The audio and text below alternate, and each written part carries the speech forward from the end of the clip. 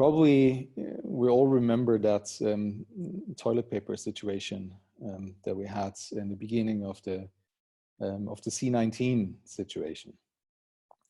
Everybody running out, buying toilet paper, understandably so, because you still want to maintain your personal hygiene when you're stuck at home and for weeks on end and without knowing exactly when you be able to make it get out there. But with a little imagination or an image of how this could be done differently, some reach out into, for example, the Islamic community. We would have known that there are other options, right?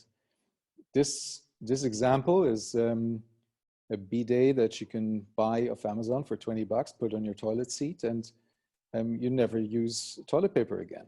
And you're also cleaner in the process, by the way.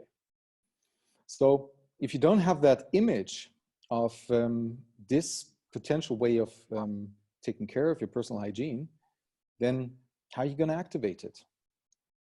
And this is a problem we share with a lot of things around the world, and there are a few people so far that have managed to come up with compelling, inspiring images that unleash energy and power towards building that image. One of these guys was Winston Churchill.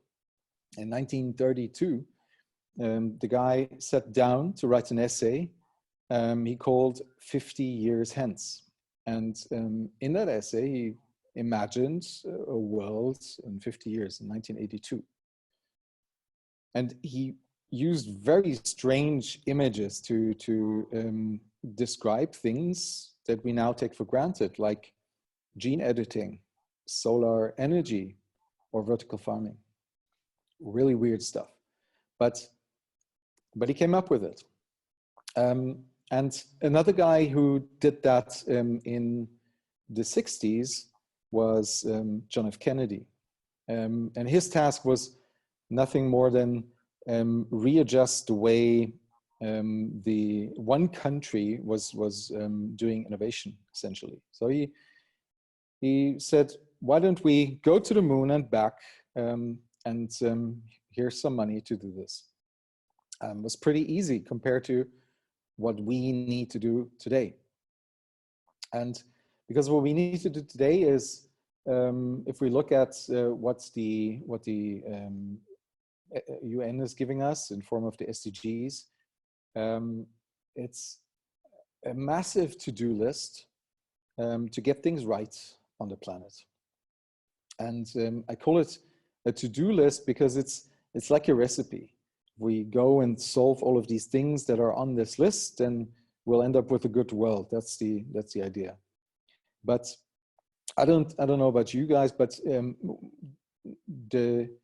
I have never used a recipe without knowing what I'm going to cook, right?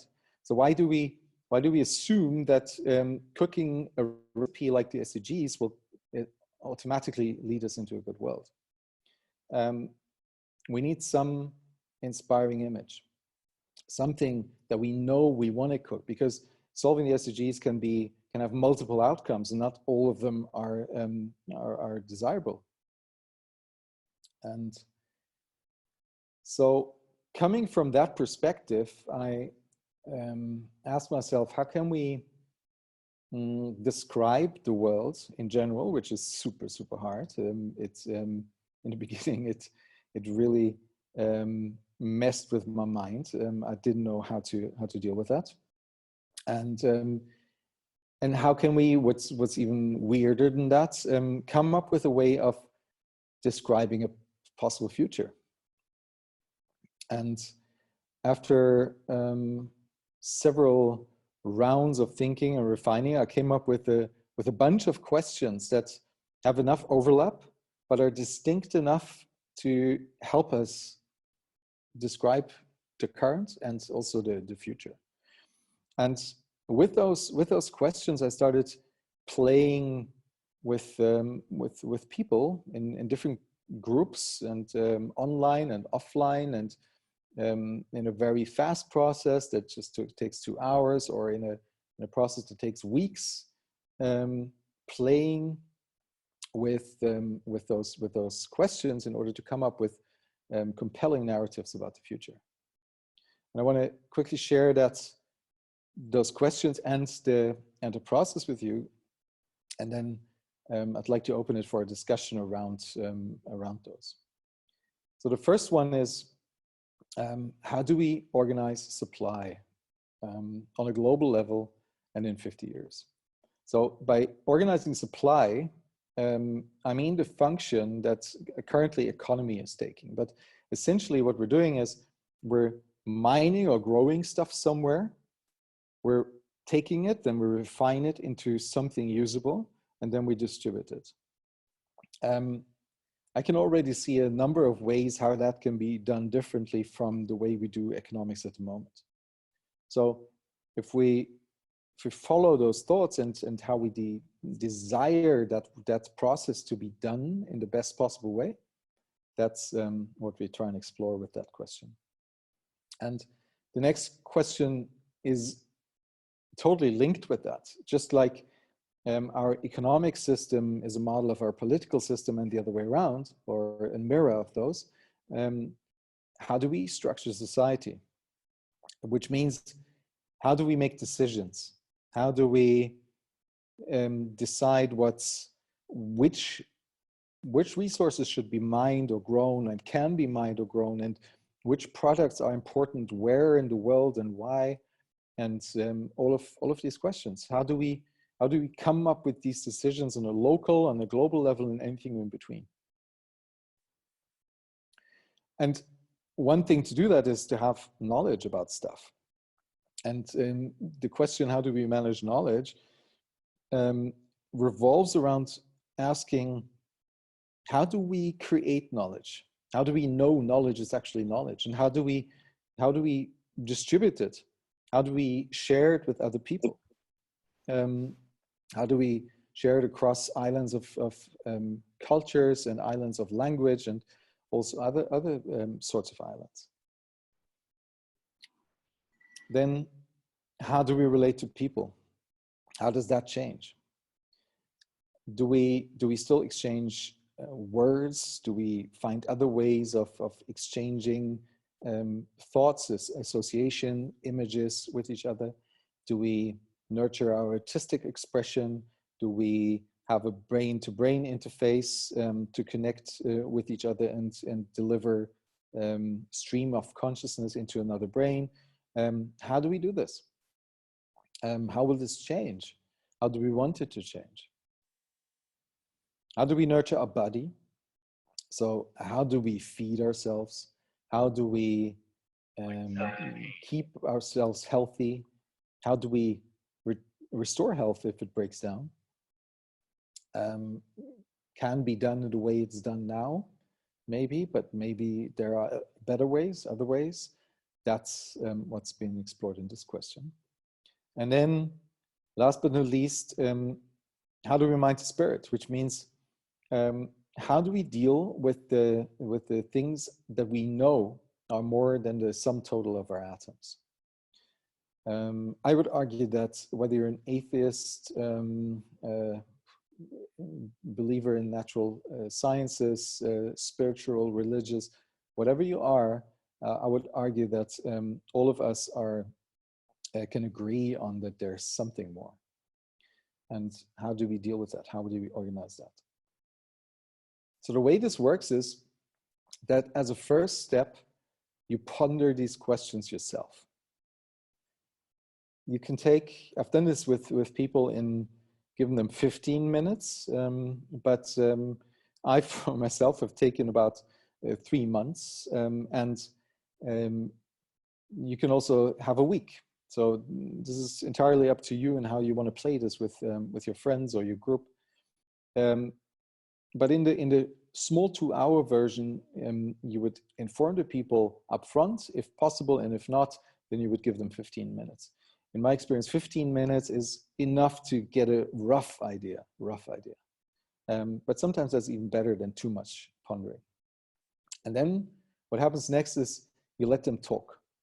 You put two people together, or three maybe, and you let them share their ideas about the world in the future, 50 years along these 6 dimensions, and come up with a shared version. You only do that if you have enough time. So in the 2-hour version, I wouldn't ask people to come up with a shared version, because that takes a long time. That takes 2-3 hours of conversation usually. But you can share, you can hear what the other people have to say, get inspired, add to your narrative, etc. And then you put 2 groups together into a group of 4, or however your configuration is, but you merge existing narratives into one converging picture inside of your group.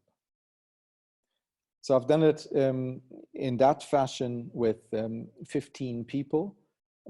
So in the end, we had 2 large groups of 8 and 7 people who shared their vision, and that turned out into a beautiful Medium post that people can engage with and read about.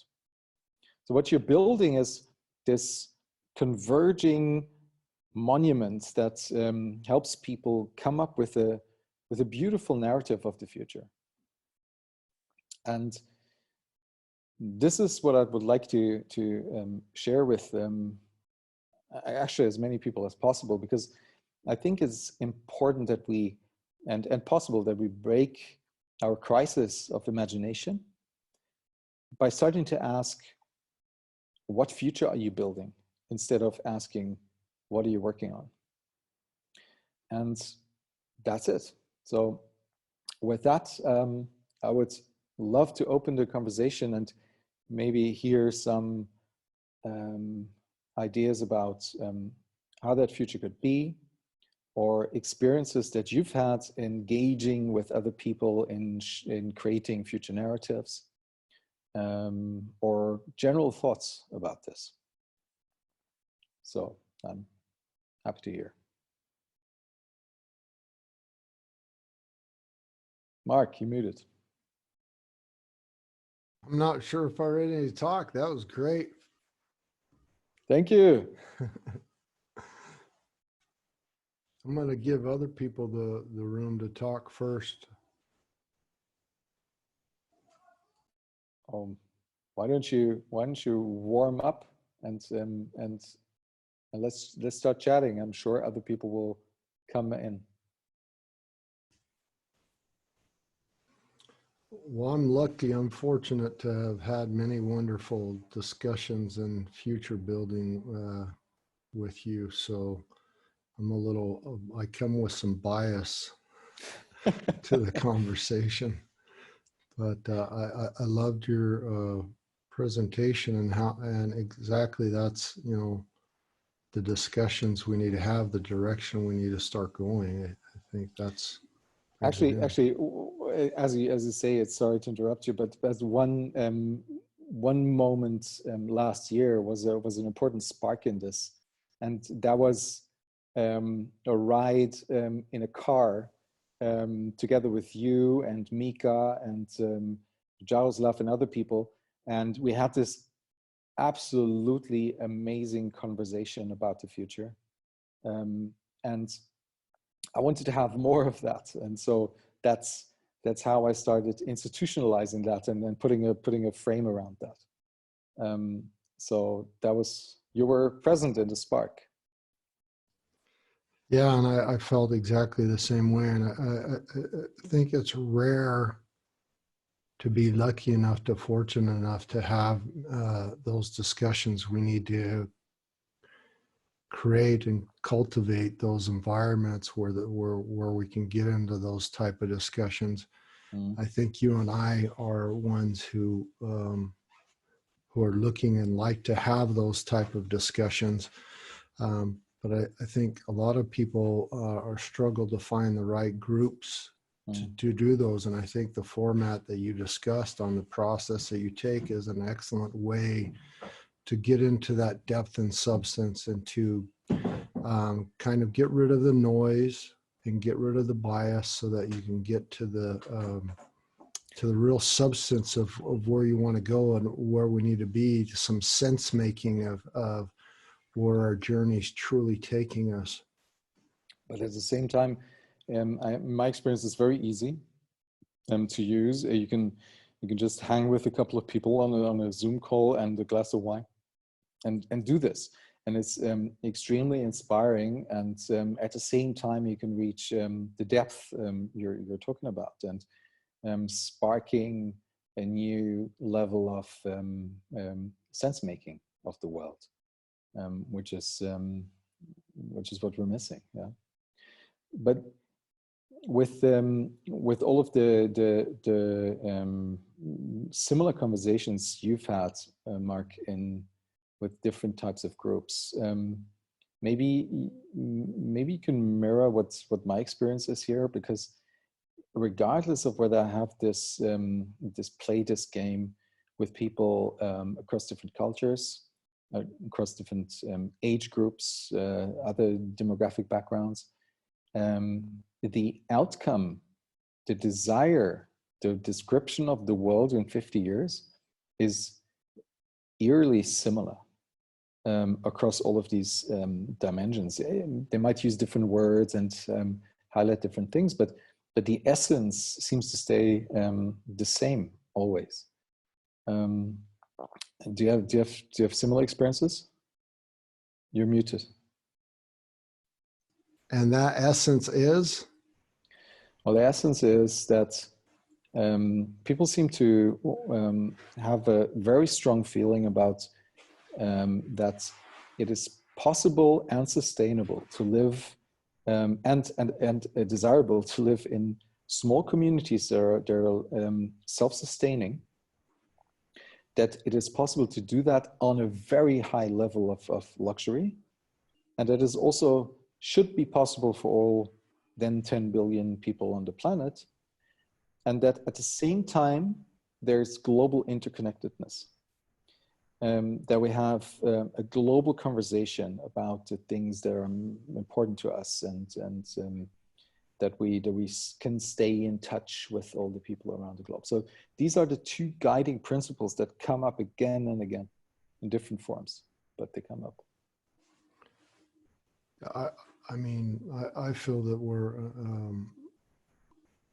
all connected on many different levels, and so that's why it tends to emerge so much, because whether, no matter where we were dropped out of the womb at, there's this Homo sapien connection that we all have, no matter where we're at, that really connects us, and I think there's a sense that, I believe that there's a sense globally now occurring where the current civilization framework model that we've been operating on is not working for us all as Homo sapiens, as global citizens, that choices and decisions and things are occurring and being made in other parts of the world that are affecting us in a completely other corner of our planet, or another section of our world, that not only through the technology, but the way our world is now structured and the way we are, that we're feeling that I don't know if I'm making assumptions, but maybe in the 70s, they didn't feel that connection, where that if something occurred in the Amazon rainforest, that it affected them in the United States or in Europe. But now, today, we feel that. And so it's not just a connection that we have, that we're all interrelated, but it's also a connection that we're all breathing the same air, we're all drinking the same water, we're all living on the same planet, going in the same direction. And so we need to find a new civilization framework that works for us all, something that is this plausible and desirable future. And in this time of pandemic, and I love this when you showed at the very beginning of your presentation, the toilet paper and the bidet and that is, a lot of us are waiting for the future to happen to us. Mm-hmm. We're waiting for a bailout. We're waiting for the grocery store to get more toilet paper. We're waiting for governments, whatever it is, tax checks. We are crew members, and we can put our hand on the rudder of this spaceship Earth and steer it and guide it and create these communities that you're talking about, that are very sustainable, that are very, they can support 10 billion and a lot more if they're done right and brought up to speed along with our exponentially growing world in a circular, in a regenerative way. So I really think that is, we need to stop waiting and start realizing that we're self-sufficient, we can be resilient, we can do these things, that it's not that difficult, because if we're waiting for others, we're going to be disappointed. Yeah, so it's a normative thinking about the future. So you reckon that there's a rise in the feeling of interdependence, and also probably more understanding about a normative way of thinking, in the sense that let's imagine a future and then go and build it, instead of waiting for some future to happen. And I think it's since what we're dealing with here is a very complex system.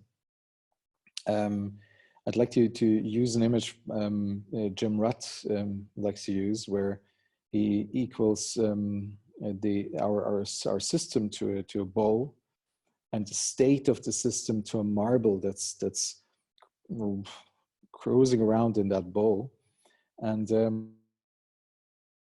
might just flip over the edge, and it then is gone. You're out of the state, has left the system. And then it's a question of, where does this state land? Where does the marble land, right? And it's our responsibility to prepare for that, in the sense that we can come up with a new description of that bowl, and then put it in place when the marble needs to be caught. And maybe we're at that moment. Maybe the marble is already flying. I don't know. It's about time to come up with a good description of where we want it to land. I saw Attila. You posted something. Do you want to share that?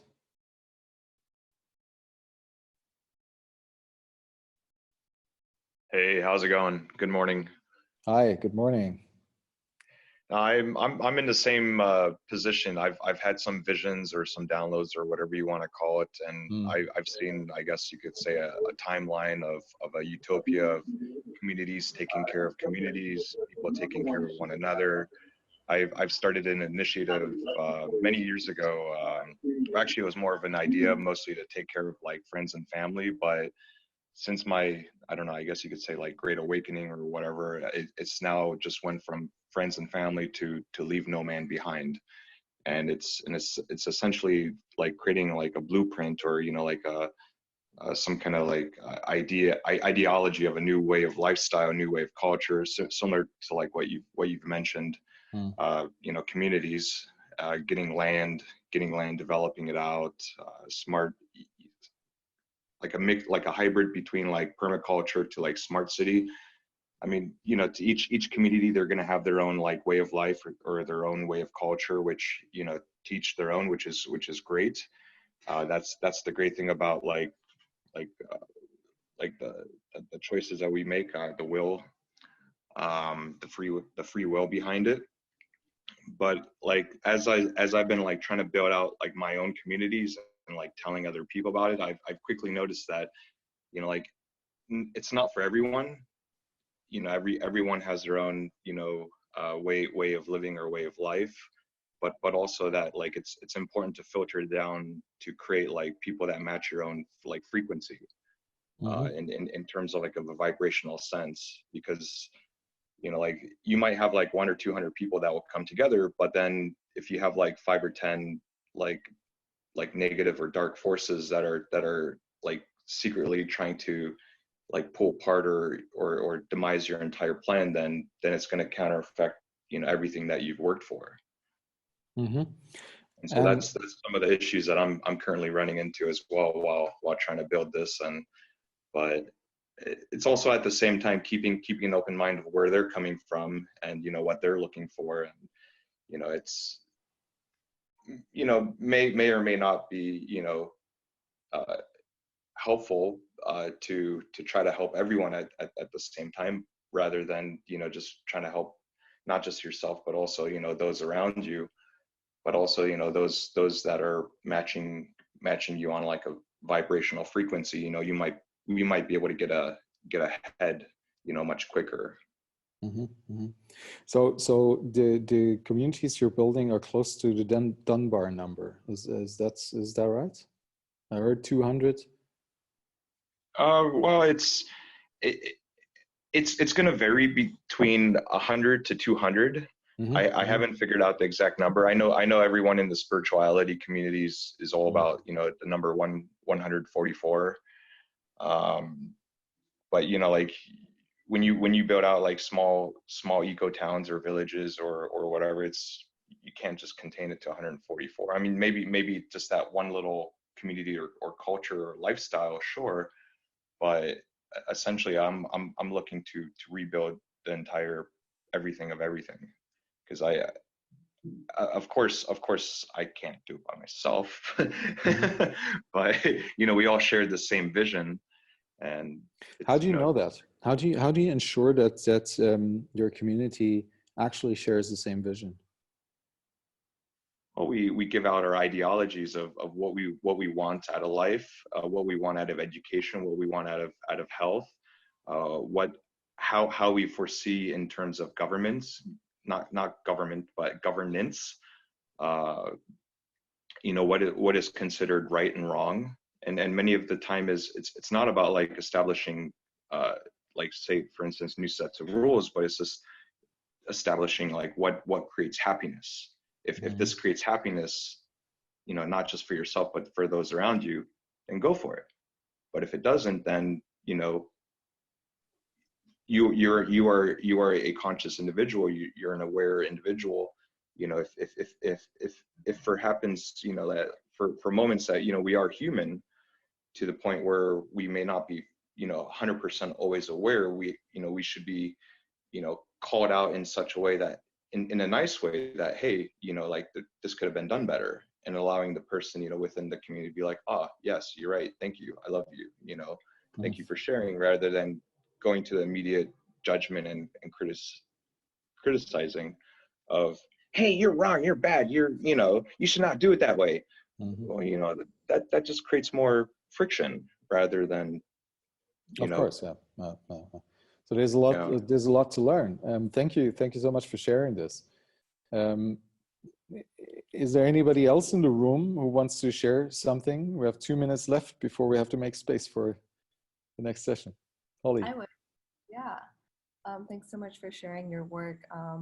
So I am sharing a workshop called The Dream Experience, and I've been doing it for the last 6 months, and it's been an in-person workshop. That's where it started, and it poses the question of what your dreams are for yourself personally and what your dreams are for the world. And you know, I kind of like pull in the participants, and it's kind of like this dreamy like visualization meditation, and imagining like what your deepest desires are and like what you want for yourself. And then like it switches to, it's like, okay, what do you want for the world, but for everyone, for all of us? 1 divided by 1 is still 1. And so it's more of like this like ideological, like philosophical way of going about it. And I like that you're asking like the next questions after that, right? Like, okay, like where do you see the world in 50 years? And like that would be the next step. And so I make these little cards where like you write your I am and then your dream for yourself and action steps that you can take to get closer to achieving your dreams, and then your dream for the world, and then action steps, and then it's like a group sharing portion. And I've been collecting all this data. I've done it like 10 times now. And like, I'm like, okay, what do I do with this data? Like, what's the next steps? And like, I'm actually sharing it at the unconference, like a little snippet of it next week here. And yeah, so I think there's like these themes, right? I've done it at Burning Man, which is the first one. I did it in New York, and then I was in Thailand doing it, and then now I'm in Bali. And it's interesting to see like what the different answers are. And I've been working a lot with like more like spiritual artists, musicians, but then in New York, it was definitely like, you know, professional 9-to-5 people with like the corporate jobs, but also like have like a little spiritual like curiosity in there. And so, yeah, I would love, my internet went out a little bit in the middle of your presentation, so I didn't get to see all the questions that you've been asking, but I would love to. Well, I can post here a URL where you can get them and start playing with them. Yeah. And there's also a little community around. So if somebody wants to start playing, just sign up on one of these two, and you'll be part of one of the games. That would be awesome. And also spread it. So thank you very much. I think we have to make room now